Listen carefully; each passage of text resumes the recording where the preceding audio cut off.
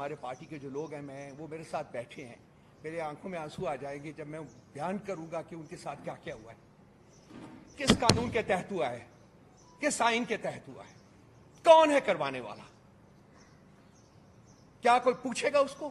کیا اس کو کمرہ عدالت پہ بلایا جائے گا کہ وہ جواب دے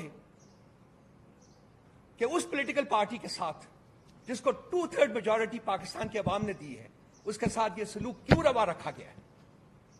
آئین بتایا جائے, قانون بتایا جائے اور وجہ بتائی جائے ہمیں. آج بھی جب ہم یہاں بیٹھے ہیں آپ سے بات کر رہے ہیں, 4 دن پہلے میں ایک ٹیلی ویژن کے دفتر میں گیا تھا. اس دن میرا خیال ہے مالک صاحب کے ساتھ وہاں سے میں باہر نکلا ہوں, میں اپنی گاڑی کی طرف واک کر رہا تھا تو میرے پیچھے یہ 4 لوگ تھے.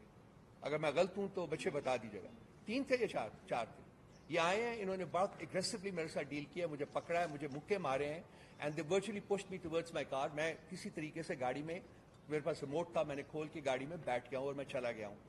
اس وقت میں نے نوٹس نہیں کیا کہ کیا بات ہے کیا نہیں. تو حالانکہ دھمکیاں وہ دے رہے تھے, مجھے گالیاں بھی دے رہے تھے, دھمکیاں دے رہے تھے.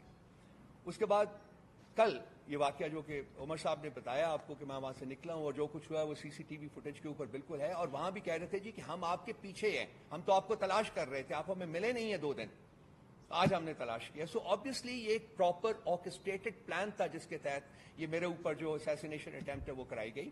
دے وینٹ فار مائی جگولر. ان کا جو زاویہ تھا اٹیک کا وہ اس پہ تھا کہ یہاں کاٹے, گلا کاٹے.